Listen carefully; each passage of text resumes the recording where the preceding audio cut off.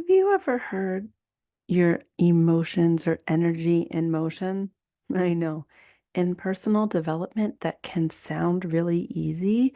And in the quick of the moment, caught on a unguarded, um, with surprising news or difficulty, that cannot feel so easy.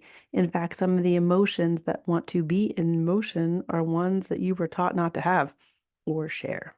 We'll talk about this and more and some easy ways to tap into that motion and that expression so that you can move from stuck to blossoming with those energies in this episode of Tend the Flame.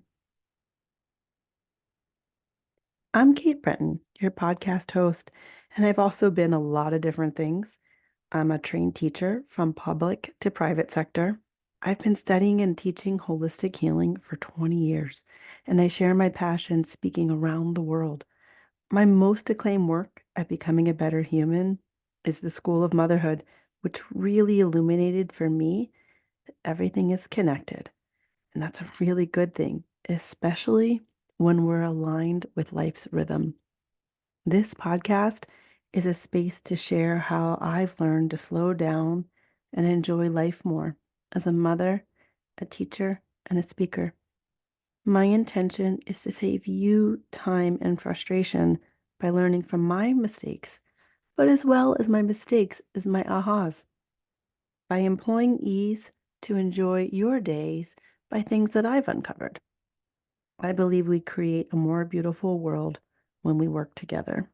And that's what I do when I work in mentorship, classes, keynotes, and that's what I'm doing here with you today. So let's talk about emotions. This podcast series is building. Our last podcast, we talked about the root, and this podcast, we're going to talk about what is called the sacral chakra. Um, so basically, the last one we talked about, if you don't have a strong base, it's hard to create. And today we're going to talk about creating. And I'm going to be honest, I have a lot of notes. I have a lot of notes because I think I think how we relate to each other and how we communicate with each other has dramatically changed. And I'm not sure we know how to express because there's so many different modalities to do that on, and the engagement hasn't been a lot around long enough for etiquette. And there's all of these cross-pollinating conversations, which can all be super beautiful things, super amazing and beautiful things. And this podcast, as I've said before, is a place to learn and explore and to share easy ways to navigate these topics that are top of mind. Take it and employ it as it serves for you. So, when I was thinking about this area of our body, so let's get into the area. So, this would be the sacral chakra. Whether you're familiar with the word chakra or not, doesn't change that you have a relational center in your reproductive area, in the base of your pelvic bowl. So if you're available right now, you can put your hands on your hip bones and the area below your belly button, that energy from moving up from your base, which was red, into orange, is called sacral. So in the Vedic contemplation of this relatable energy center, it's related to the color orange and the sound VUM. Okay, so in the last episode, we talked about certain semantics and descriptors so that we can talk about then what to do with these emotions and why we might feel so bottled up and constricted. And when you have you ever recently just been like, drop your shoulders, roll them back, like, oh, they're tight, Well, they might be tight because the last conversation you had was through your thumbs on a phone and not through eyes, and you didn't use your jawbone. And those words and thoughts didn't kind of move all the way through. Our bodies work really well in motion, and that means different things in different seasons, right? If you're really young, your motion is fast and quick. When we age, that motion might be more supple, it might be more subtle, but sedentary is not the helpful expression for human form. Meditation is not sedentary.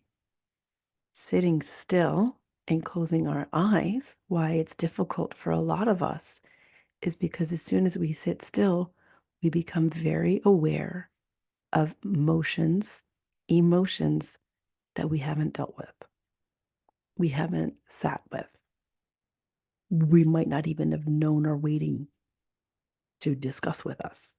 So I'm going to quote you a larger excerpt from Napoleon Hill because to me, this is a really large and amorphous topic. And it's slightly interesting because the element that is affiliated with this is water. And it's, water takes on the container with which it's in. So this topic can go really far and wide, especially as we, again, have a society right now that has a lot of emotion. And I don't know if we have the containers to express. So, how do we make friends with expression? So, the English teacher in me, as I mentioned, I'm a trained teacher. I went to the Latin. X is out, and pressere is to press, right? So, you squeeze, you express the juice from the fruit. I know.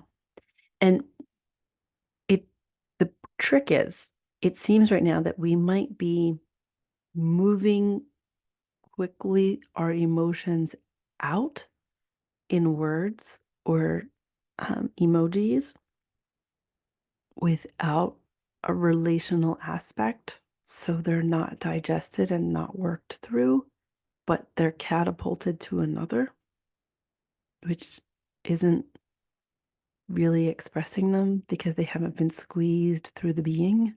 They've only been regurgitated out. And sometimes I'll tell you, I went to two graduations in the Philadelphia area last week at the time of this podcast, which is being recorded in May of 2024. And both commencement speeches talked about encouraging students to not um, accept a single story, to look for alternative perspectives, to be kind, especially on social media, and to explore alternative narratives. And one was a public college and one was a private college, and it was two very different disciplines. And the commencement speeches both were on the same topic. And I thought, oh, I need to contemplate that. So there'd be some opposites in this um, dissection of emotion, in that you're going to be encouraged, or we'll explore the idea of expressing, but also the need to sit. So we want to press out. When I looked up, trying to think through, okay, this is so fascinating. Like I talked about in the last episode, you said an intention and then you're met with immediate resistance. I'm like, oh my goodness, now I got to talk about emotions. And that is not my strong suit when they are, I can talk about my thoughts. I can observe very well, but I cannot always emote correctly the tonality of what I'm feeling in my inner world. And I'm noticing that more and more as I'm becoming responsible to teach another human being to do that. So Napoleon Hill, who wrote the book um, Think and Grow Rich, and is a seminal character in that idea of training your brain to be productive for you, said the greatest cure known is work. Okay, that was his quote. But It's not busyness. And here's what he says. Emotions are sometimes strange, volatile, and unpredictable. They do not always respond to logic and reason. Okay, this is what we need to pay attention to. Emotions do not explain, not respond to logic and reason. They do, however, respond to action. If you have occasional loneliness, discouragement, or discontentment, the best way to kill such negative emotion is to work them to death, says Napoleon Hill. Almost nothing is as bad as it seems at first. And there's nothing like having a hard day's work to put everything in proper perspective. Now, I find this very fascinating. Up against, there is a book, Why the Children Are Not Growing Up. And I told you I had a lot of notes. So hold on, I want to cite this source correctly. There is a new book, Bad Therapy, Why the Kids Aren't Growing Up by Abigail Schreier. And in the synopsis of the book, so this is a direct quote, not from the book, because I know it's new and I don't want to upset anybody. It's just a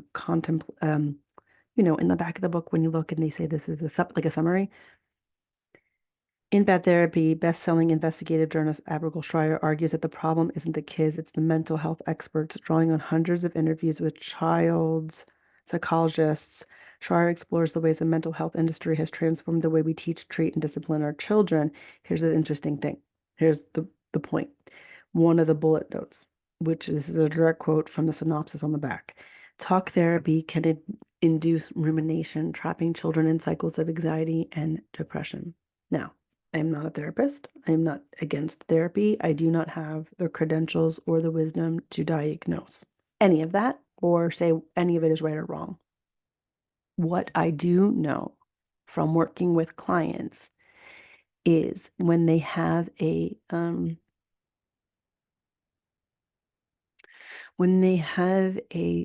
aperture to understand they're working through a problem and they feel stuck and they include the spirit and the physical and allow the problem to be holistically entertained, they feel lighter. When we only include the muscle of the mind, which has the capacity to shut out opportunities and observations if it is perceived as a threat. We cannot rely only on that muscle to tell us that everything is okay. Below that muscle is a sentient being breathing, digesting, moving you through your day, regardless if you're carrying emotions or not. Now, I know this isn't true for everyone, but when we look at the general anatomical and emotional aperture, your brain, you and I could be standing next to each other. You see a purple pansy, the flower, very common up here in where I am on the East Coast, and it could make you happy or sad because it makes you think of a relative. It could make me think that I need lilacs. And we're just standing there looking at a flower. Your emotional response is connected to an aperture constructed in your reality and its energy and motion. You see the pansy, it reminds you of your grandmother. Maybe she has passed, maybe you loved her, and emotion is released. Tapping into the story of who you are incarnate now. The memory goes down and through, it elicits an amino response, right? And you're feeling an emotion. I'm standing next to you. I just see the color purple. Relational, I think of another flower, and I just want a lilac. No real energy there for me. Kind of easier for me to like pick my task because I have no energy to digest or press out for my action. The second that the pelvic bowl of our body is about our relationships to people.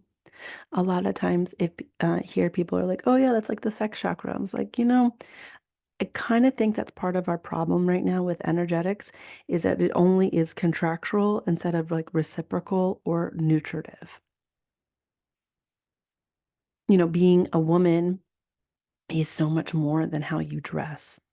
It's an internal aperture. It's a neurology and a physiology that maps through emotions and energy differently. It can't be recreated by man. There is this aperture that you have related to that pansy that can't be recreated by me. It's a conglomeration of all of these small steps of relational being that started in utero. Do you see why this is a harder topic for me? Because your birth waters is where you began your conscious journey. And your conscious journey informs those pathways from which emotion will travel and energy will express itself. Luckily, for all of us, Napoleon Hill is touching on some of the same things. If you've been in this podcast for a while, thank you for being here. If you're new, it's another philosopher that I really enjoy is Rudolf Steiner and his take on his take. Sorry, that was just his lip. His presentation of in anthroposophy on how head, heart, and hands is how we educate our children because you need to move things through and we need to include our hands. We need work. Now, the problem is in current culture, a lot of work has lost purpose. And I believe there's a resurgence and a reposition and a repossession of that to have work with purpose, which could be anything. Anything. But when we're connected and fed by our work as opposed to abused and diminished by it, it helps us move things through. So Napoleon Hill's going to say, basically, if you're too caught up in your head, go head out and clear it out through your hands. Get a sweat going. Let that energy and motion move through your body. Rabindranath Tagore says, I slept and dreamt that life was joy. I awoke and saw that life was service. I acted, and behold, service was joy. You've probably heard that. So that book is talking about if we're ruminating too much on our problems, guess what? Our problems get bigger. So if we're ruminating too much on emotion that is stuck, the water gets more stagnant. Like, have you seen a pond? Where the water is rushing, the water is clear. Where the water stagnates, it's murky. It's not wrong. It just is. If we want to not have stagnant emotional waters, we move. Kate, how do we move? Go for a walk around the block. Do a couple forward folds. You know what I've been doing is like circling my shoulders and bringing my arms. I'm doing it right now because, this is interactive. Bringing my arms up alongside my ears and going, oh my goodness, my shoulders are so much tighter than I realize. Is that because of sleep? Is that because that I had some dental work done a year ago and my body is still like unraveling that invasion, even though it was necessary? Mm-hmm. The second, our emotions are relational. So how I relate to something is going to create an emotional response, and the response wants to be acknowledged and expressed, and the expression wants to be through you, not at another. We can throw our emotions at another. I do that. I'm not saying I don't. I know, though, that's the easy way because I don't have to feel it. If I sit with it and express it through myself, it ends up me having to articulate the root of my emotional response, taking personal responsibility for what I'm feeling. And then you know what I'm being asked to do with myself, what myself is asking me to do? Set up good boundaries. Set up good boundaries. Good relationships are good boundaries. Have you ever seen Cesar Millan? I love him. I don't know him, but I would enjoy meeting him because I appreciate his appraisal of how energy runs through animals, his patience with how he meets the owners that he knows are the inception of the aberrant behavior in the animal because of the emotional state of the human. If you want this episode to make sense in better ways than my logical words can tell you, watch an episode of Caesar Milan. I'm telling you, because the natural world doesn't lie. I was at a game, my dog is much older. There was a much younger dog that wasn't, I definitely, to use Caesar's language, didn't have the exercise and the discipline to get that pent up energy out, right? Because pent up energy, same thing, it has to be expressed. And the dog I knew was going to jump all over my dog.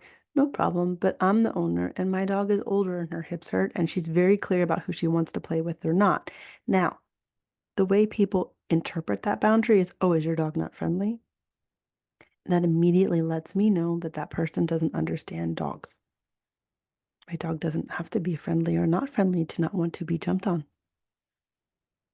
Do you understand? You don't have to say yes to the lunch that you don't want to go to because you're nice.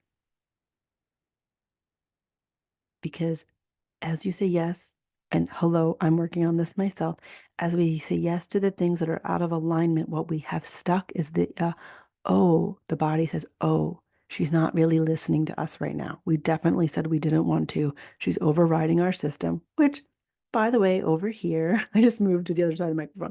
By the way, over here in adult world, we need to do sometimes.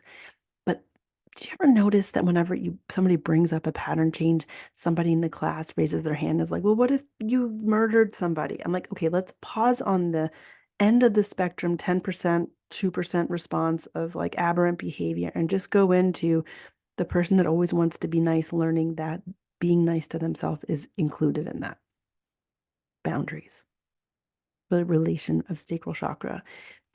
Let's talk about remedies real quick in this episode, which I link at the end, and we will be going through each one.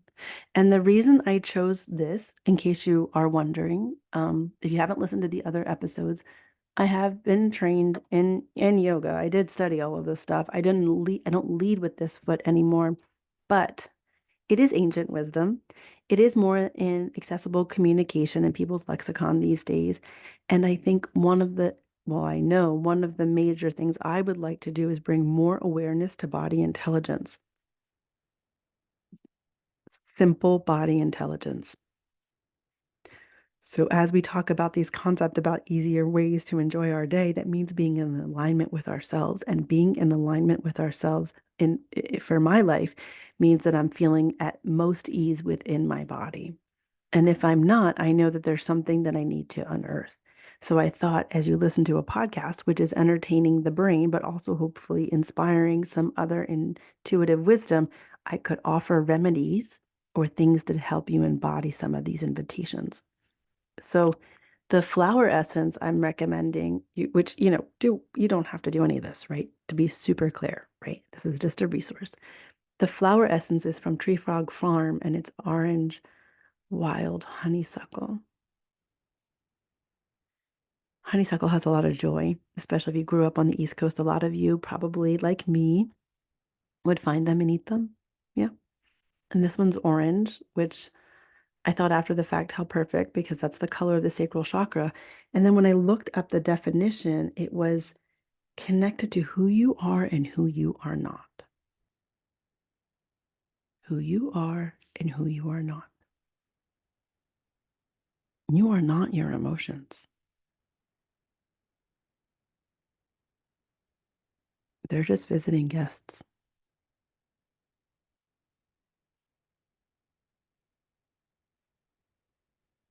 Depending on how sensitive you are, you can pick up on the emotions of other people and your day can change. If you go out to a store and you pick up a croissant, are you the croissant? You eat it and chew it, it becomes a part of you, but are you the croissant? No. It's a state of energy that you're consuming and expressing out at some point, right?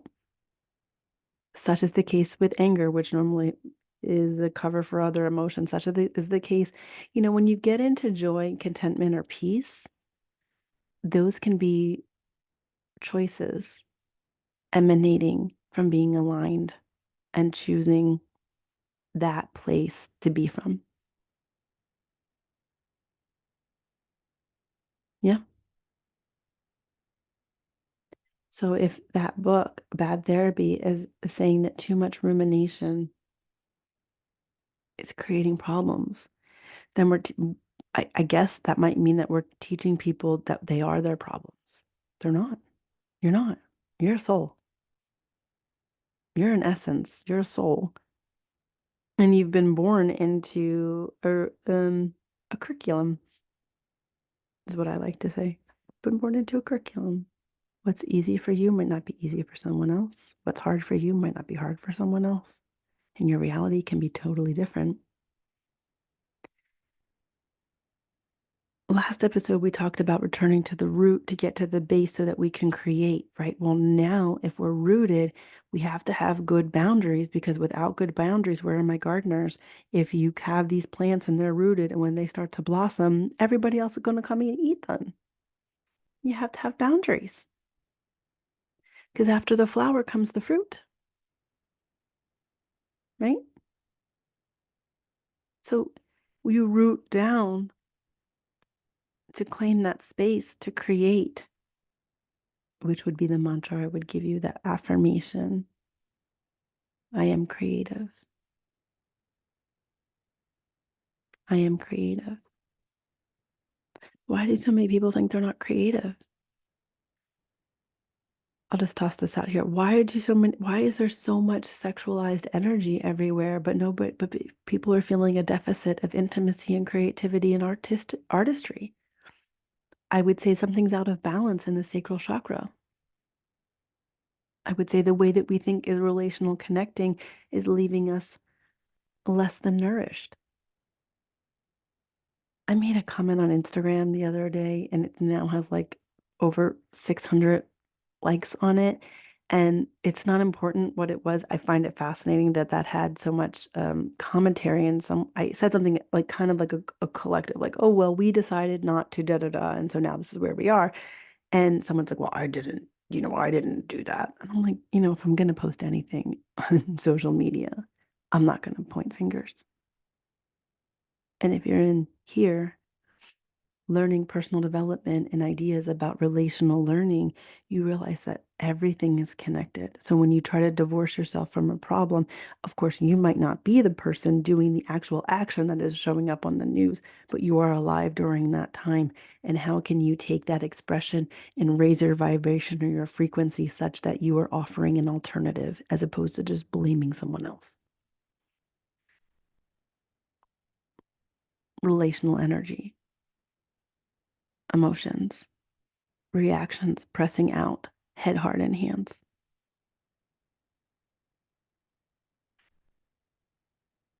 I recently reached out to a friend to just catch up, but there were things on my mind, and I knew this person for long enough that I could vent. And let's keep it super neutral. Say I'm venting about lemon meringue pie and it wasn't that good and I didn't really want to eat it and all that kind of stuff. And the reality is that it just hit the wrong way that day by not suppressing my emotional response and not blaming, but just venting. I clear space to hear the messaging I really need to hear inside. I had a family member whose mother used to go out and rake the garden in the morning, and that was how she got out her venting work, tending to the soil, pulling weeds.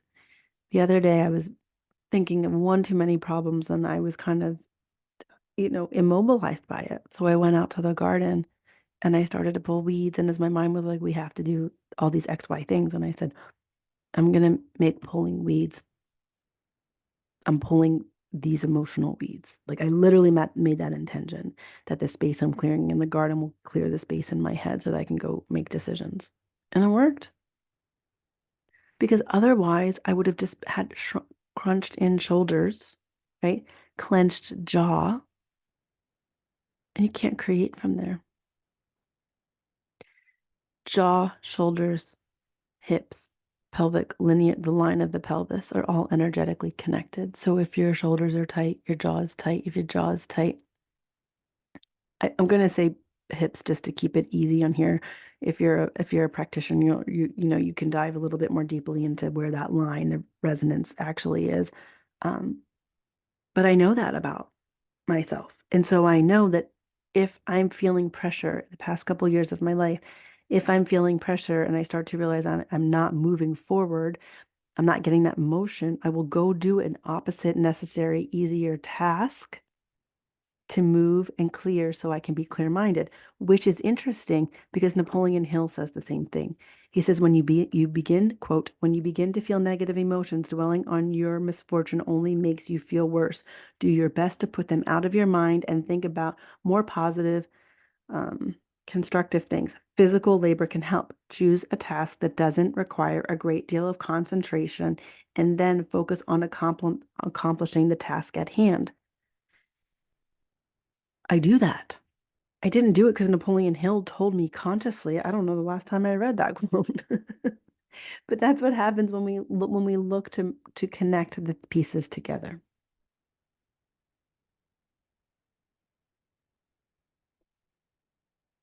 Another piece, and I don't know. I would love your feedback. I feel like this sacral chakra, this relational piece, because it's so watery and there's depths to it, I'm giving you observations, and I hope they unfurl for you for easy steps. It's my intention. I once read in a book, Nani Ikekumu, about how you never trust a guest who doesn't offer you food. I'm so sorry, I said that backwards. When you offer a guest food and they don't receive it, do not trust them. And I remember being shocked when I first read that. Why would you? And then the next sentence said, because if they cannot receive, they cannot give.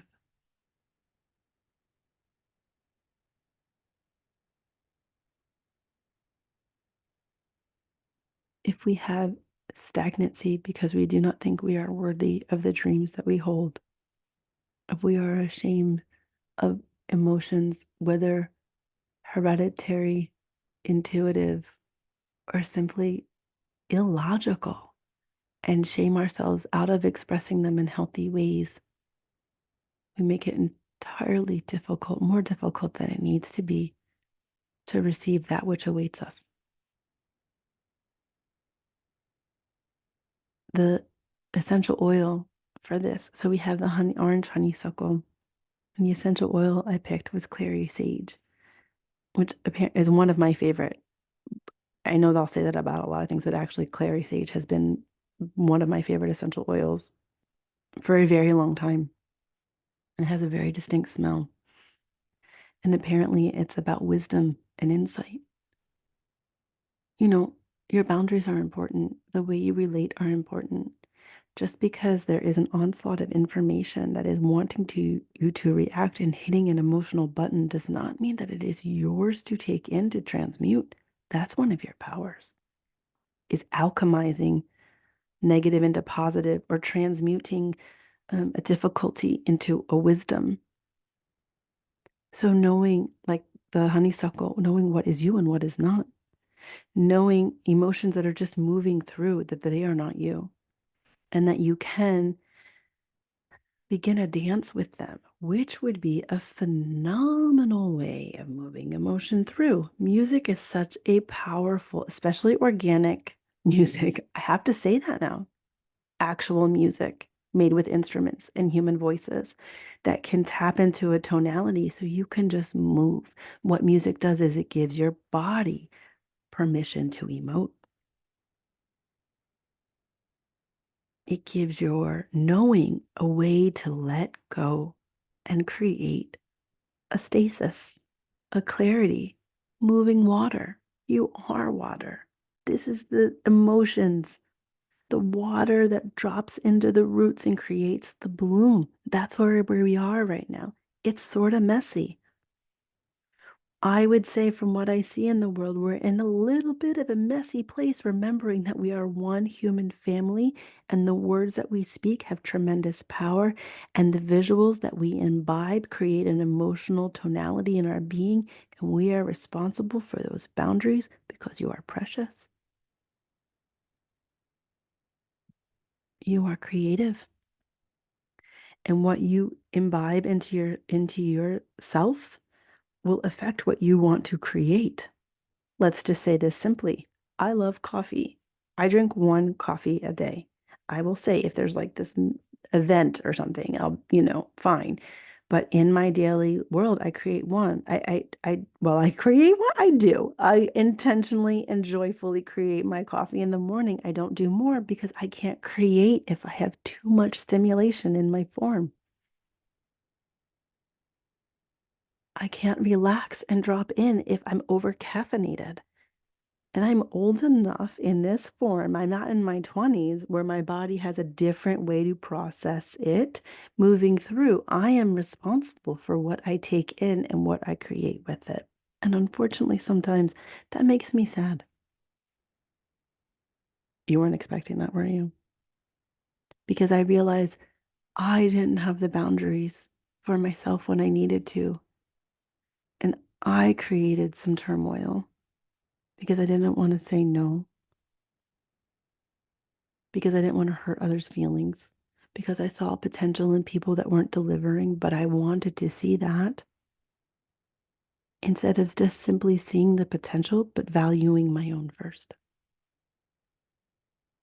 Could you imagine how different the world would be if we allowed the best potential of the person in front of us by valuing our own? What would the emotional conversation be then?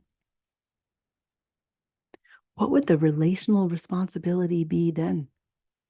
If when I know that I create because I have an expression of healthy respect for myself, and it is from that place that I walk forward. I found a poem I had written, and I did not think I would be reading it, but it feels like reading it to you right now is a perfect way to to encapsulate the contemplation of this episode. I told you I had notes. I don't have a production crew yet, so I can't stifle the sound of the paper moving. But quite honestly, I don't want to. I want this to be our space so that whether we have met in a boardroom and you were at one of my keynotes and you were curious, you can have access to me. If you've had access to me and we've already worked together one on one and you want to refer me out to go to give a quarterly talk or a round table, I want you to know that the person here right now is the person that I am there as well.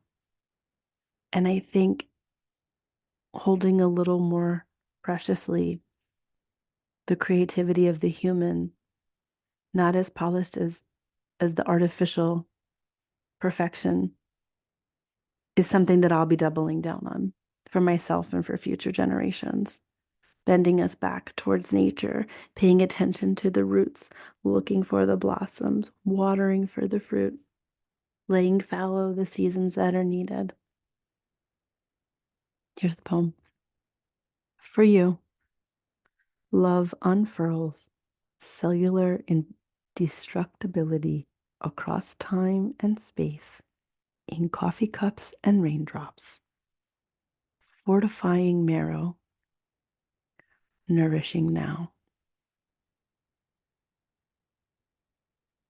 Take this week as you think about what is and what is not you, what you are creating, how you best express so that you may create the space for your wisdom to arrive. Where can you move off of rumination into expression? Where can you turn stagnation into good, hard work, which is the alchemy of the spirit? How can you bring your head, your heart, and your hands to create that which you are here to share? How can you serve in such a way that as Tagore woke up and realized service was joy? I appreciate you being here. Next, we will go on into the next step, which is the will. So we root down, we set an intention, as we discussed in the last episode, and we meet resistance.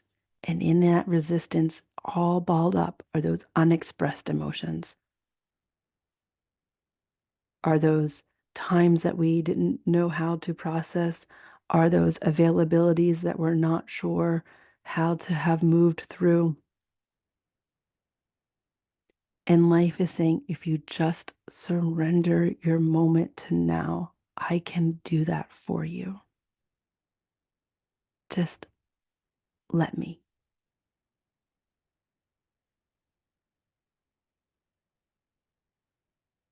Let me show you how creative you are. Let me show you how precious you are.